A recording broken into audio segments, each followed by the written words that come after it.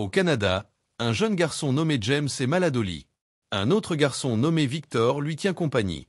Le père entre pour vérifier l'état de son fils mais doit bientôt quitter la pièce, car le jardinier de l'établissement fait du bruit dehors.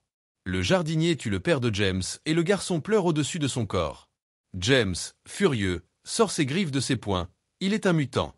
Le jeune garçon charge le jardinier et le plaque contre le mur en l'empalant avec ses griffes. Alors que le jardinier meurt, il révèle à James qu'il est son père biologique. James essaie de s'enfuir, mais Victor, qui s'avère être son demi-frère, le poursuit. Il dit à James qu'ils doivent s'enfuir ensemble, mais rester ensemble et prendre soin l'un de l'autre. Au fil des ans, les deux frères restent ensemble. Ils rejoignent la guerre civile et se battent côte à côte, puis participent à la Première et à la Seconde Guerre mondiale. Ils sont impossibles à tuer et deviennent la plus grande ressource de l'armée. Cependant, la guerre les affecte, et Victor devient de plus en plus violent. Lorsqu'ils rejoignent la guerre du Vietnam, Victor tente d'utiliser une femme, mais son supérieur le surprend. Furieux, Victor tue son supérieur et est arrêté par l'armée, avec son frère. Les deux frères sont condamnés à mort, mais survient un événement étrange. Ils survivent à leur exécution. Ils sont ensuite approchés par le Major Stricker, qui souhaite les recruter pour son équipe spéciale. Leur autre choix est de pourrir en prison. Ils acceptent finalement de rejoindre l'équipe et rencontrent les autres membres, tous des mutants. Il est révélé que Victor possède des capacités similaires à celles de James. Ses griffes peuvent s'allonger et sont très tranchantes. Alors que l'équipe se prépare pour sa première mission, il rencontre également Wade, qui ressemble beaucoup à Deadpool. Il est épéiste et considéré comme un soldat mortel. Lorsque l'équipe arrive au Nigeria, un autre mutant nommé Maverick élimine tous les soldats avec ses armes à feu. Il est tellement doué qu'il peut atteindre sa cible de très loin. Cependant, un soldat survit à cette attaque en se cachant à l'intérieur d'un char de guerre. Il tente de tuer tous les envahisseurs avec un tir de canon, mais un autre membre de l'équipe, Fred, utilise sa main pour bloquer le canon, ce qui entraîne une explosion. Lorsqu'il pénètre dans le bâtiment, le patron les repère à travers les caméras et coupe l'électricité pour les empêcher d'atteindre sa chambre. Cependant, un mutant nommé Bradley utilise son pouvoir pour rétablir le courant. Les gardes de sécurité se préparent dès que l'ascenseur s'ouvre. Wade montre ses compétences à l'épée et élimine tous les gardes à lui seul. Le patron tente de prendre son arme, mais John utilise son pouvoir de téléportation pour l'arrêter. Cependant, le patron des rivaux croit qu'ils sont venus pour voler ses diamants. Stricker, quant à lui, s'intéresse à une roche que l'homme possède, mais ce dernier ne sait pas qu'il s'agit d'une simple pierre. Stricker demande des informations dans le village et apprend que la roche est tombée du ciel. Il ordonne à Victor de tuer tout le monde, et ce dernier accepte avec joie. Cependant, James l'arrête, rappelant à Victor que ce n'est pas la raison pour laquelle ils ont rejoint cette équipe.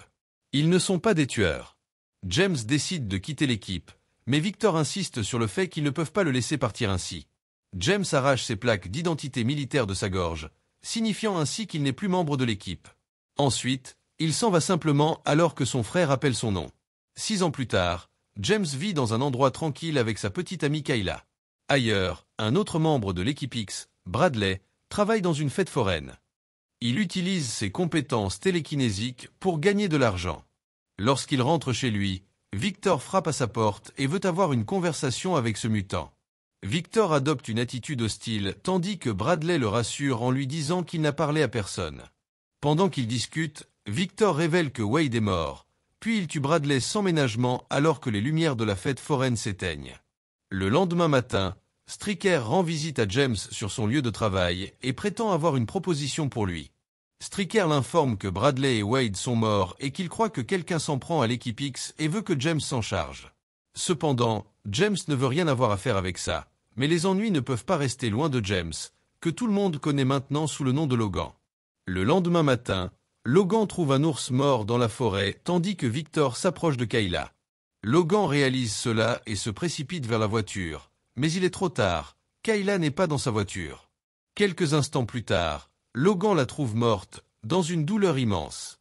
Il crie de toutes ses forces. Cette nuit-là, Victor attend Logan dans un bar, et son frère se charge de se montrer. Alors qu'il se prépare à se battre, Logan demande à son frère pourquoi il a tué Kayla. Victor se plaint que Logan ne l'appelle jamais et ne lui écrit jamais, alors il voulait attirer son attention.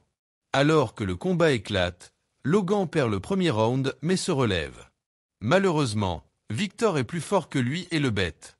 Alors qu'il relève son frère, il lui demande si Kayla valait son temps, comparé au temps qu'il aurait pu passer ensemble. Logan dit à son frère qu'il n'est pas comme lui, mais Victor a un autre avis. Victor écrase ses griffes et les casse alors que les sirènes de la police se font entendre. Logan se réveille à l'hôpital et attrape le médecin par la gorge en lui demandant des nouvelles de Victor. Le médecin n'a aucune idée de ce dont il parle, mais Stricker apparaît de nulle part pour lui dire qu'il peut l'aider. Logan est furieux contre lui aussi, mais Stricker prétend que Victor ne travaille pas pour lui. Il veut que Logan l'aide à arrêter Victor parce qu'il devient incontrôlable. De plus, Stricker affirme qu'il a quelque chose qu'il peut utiliser pour vaincre Victor. Logan accepte de travailler avec Stricker, mais il veut seulement savoir où se trouve Victor. Ensuite Stricker devrait lui laisser le champ libre. Stricker emmène Logan dans un laboratoire où il va l'infuser avec de l'adamantium, une substance qui le rendra indestructible. Avant de commencer, Logan demande à avoir une nouvelle plaque d'identité avec le mot Wolverine gravé dessus, une idée de Kayla. Alors que l'opération commence, Logan ressent une douleur atroce alors que divers souvenirs lui traversent l'esprit. À un moment donné, son cœur s'arrête de battre, mais il revient progressivement à la vie. Pendant tout ce temps, Stricker le désigne comme Armix, ce qui peut sembler étrange puisqu'il a déjà un nom. Un des mutants de confiance de Stricker, Zero, demande ce qu'ils vont faire avec Logan. Stricker répond qu'ils utiliseront son ADN pour créer 11, mais ce n'est pas tout. Stricker ordonne à ses hommes d'effacer la mémoire de Logan. Wolverine entend cela et parvient à sauter hors de la chambre d'infusion, puis il s'échappe de la base. Stricker montre son vrai visage quand il demande à Zero de le traquer et de le tuer. Logan se précipite vers une ferme et entre dans une grange au hasard, alors qu'un vieux couple rentre chez lui. Le vieil homme entre dans la grange et le trouve sans vêtements. Après avoir vérifié qu'il n'est pas un toxicomane, il l'invite à la maison. Wolverine prend un certain temps pour voir ses nouvelles griffes, désormais en adamantium, bien plus tranchantes et solides que ses griffes en os. En fait, elles sont si tranchantes qu'il coupe l'évier en deux. Alors que Logan passe plus de temps autour de la grange, le vieil homme lui fait part de quelques sagesses en lui disant qu'il semble chercher du sang. Le problème est que les gens qui cherchent du sang finissent généralement par le trouver. Tout le monde a un choix. Cependant, Logan pense que son choix lui a été enlevé. Alors que la vieille dame les rejoint dans la grange, elle est abattue et tuée par Zero. Ensuite, le vieil homme est également abattu et meurt dans les bras de Logan. Stricker donne l'ordre et un hélicoptère tire des missiles sur la grange. Malgré l'énorme explosion, Logan parvient à survivre et s'enfuit avec une moto qui appartenait au vieil homme.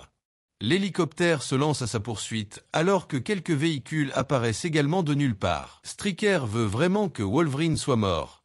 Les griffes de Logan sont si tranchantes qu'il décide d'affronter l'un des véhicules face à face. En utilisant ses griffes, il coupe le véhicule en deux, puis décide de faire exactement la même chose avec l'hélicoptère. Il saute dessus et coupe ses ailes avec facilité. Lorsque l'hélicoptère est abattu, Stricker communique avec Zero pour lui demander si Logan est mort. Logan prend le casque et dit à Stricker qu'il vient le chercher après avoir tué Victor. Alors qu'il s'éloigne, Logan allume un feu et l'hélicoptère explose, tuant Zero. De retour dans le laboratoire, Stricker sait que Wolverine sera difficile à tuer, alors il dit à ses hommes qu'ils doivent fabriquer des balles en adamantium. Ainsi, peut-être pourront-ils l'arrêter plus tard. Logan retrouve certains de ses anciens amis de l'équipe X. L'un d'eux, John, lui dit qu'ils sont tous remplis de culpabilité car à un moment donné, ils ont réalisé que Stricker les faisait chasser d'autres mutants. Ensuite, Logan rencontre un autre vieil ami, Fred, devenu obèse car il a développé un trouble alimentaire en raison de sa culpabilité. Logan lui demande quelque chose qu'il a entendu Stricker mentionner, un endroit appelé The Island. Fred n'est pas d'humeur à discuter et entend mal Logan penser qu'il a appelé une boule. Cela les mène sur le ring. Il passe un marché. Si Logan le bête, Fred lui dira tout ce qu'il sait. Logan le met KO et Fred fait une révélation difficile. Lorsqu'il se réveille, Victor travaille avec Stricker et il capture les mutants pour lui. Lorsqu'il les attrape, il les emmène à l'endroit qu'il appelle l'île. Selon la rumeur, Stricker y mène des expériences sur eux. Personne ne sait exactement où se trouve l'île, mais il y a un mutant appelé Rémi qui en a réussi l'évasion, et peut-être peut-il dire à Logan où elle se trouve. Par ailleurs, dans un lycée, un élève nommé Scott Summers s'étant retenu. Victor apparaît de nulle part et le met KO. Stricker apparaît ensuite et ordonne à Victor de préparer le jeune homme pour l'île. Bientôt, Logan et John se préparent à rencontrer Rémi. John garde un œil autour du casino pendant que Logan discute avec Rémi. Victor apparaît pour attaquer John, qui veut ce combat et tue Victor. Même si John se téléporte ici et là, Victor parvient à l'attraper. Il dit à John qu'il a toujours été désavantagé, il est très prévisible. Pendant ce temps, Rémi attaque Logan et l'envoie voler à l'extérieur du casino car il ne veut pas être ramené sur l'île, comme Logan l'a suggéré. Dehors, Logan voit Victor et les deux se battent à nouveau. Cette fois, Wolverine est plus fort, mais ils sont interrompus par Rémi qui attaque et détruit les lieux. Victor trouve une opportunité et s'échappe alors que Rémi se met sur le chemin de Logan. Les deux se battent, mais Logan finit par le maîtriser. Il explique qu'il a juste besoin que Rémi le conduise sur l'île parce qu'il veut tuer toutes les personnes qui lui ont fait du mal. Bientôt, Rémi emmène Logan sur l'île et ce dernier commence à chercher le laboratoire de Stryker. Pendant ce temps, les scientifiques de Stryker travaillent à la création de l'Arme 11. Ce mutant sera nommé Deadpool. Logan trouve le laboratoire, mais Stryker lui réserve une surprise. Kayla apparaît et Stryker explique qu'elle a été complice depuis le début. Kayla est une mutante dont le pouvoir est l'hypnose, mais elle ne peut l'utiliser que lorsqu'elle touche quelqu'un. Stryker devait trouver un moyen de le surveiller, et elle et Kayla l'ont séduit. Logan s'en va alors que Kayla rappelle à Stryker qu'elle a fait tout ce qu'il lui a demandé de faire. Elle demande à récupérer sa sœur, mais Stryker veut plus de temps pour l'analyser car sa mutation est très unique. Victor apparaît également et il est en colère contre Stryker de laisser Logan s'enfuir. Apparemment Victor a un accord avec Stryker, mais le Major lui dit qu'il ne survivra pas à l'opération s'il infuse avec de l'adamantium. Victor attrape Kayla et Logan entend son cri, ce qui le fait revenir. Alors qu'il se bat avec Victor, Kayla apparaît pour lui dire qu'elle ne l'a pas trompé, ce qu'il avait été réel pour elle, tout comme pour Logan. Kayla a besoin de son aide car Stryker garde de nombreux mutants prisonniers, dont sa sœur. Logan se précipite pour libérer les prisonniers, tandis que Stryker ordonne à ses hommes d'activer Deadpool. Logan et Kayla emmènent les prisonniers vers la sortie, mais Deadpool apparaît et bloque leur chemin.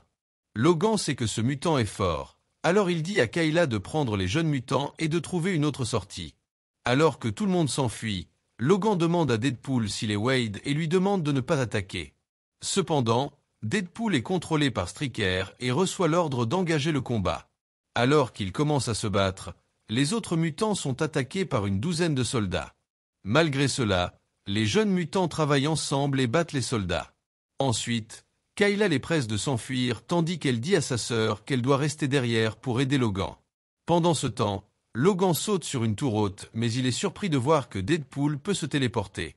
Wolverine est presque vaincu, mais Victor apparaît de nulle part pour l'aider. Il dit qu'il est la seule personne autorisée à tuer son frère. Les deux doivent combattre Deadpool ensemble jusqu'à ce qu'ils parviennent à le vaincre. À la fin, Logan s'approche de Deadpool et lui arrache la tête de ses épaules. Alors que la tête de Deadpool tourne en tirant des rayons laser, la tour s'effondre. Logan et Victor sont tous les deux en vie, mais Logan dit à son frère que cela ne change rien entre eux. D'un autre côté, Victor dit qu'ils seront toujours liés l'un à l'autre. Ce sont des frères et ils ont l'obligation de veiller l'un sur l'autre. Pendant ce temps, Stryker charge un pistolet avec des balles en adamantium. Après le départ de Victor, Logan entend la voix de Kayla l'appeler.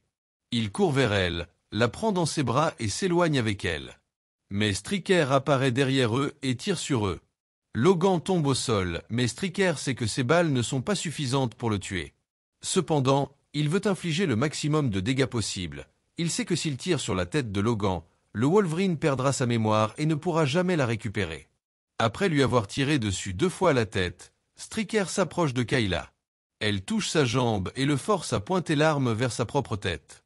Enfin, elle lui ordonne de marcher jusqu'à ce que ses pieds saignent, puis de continuer à marcher.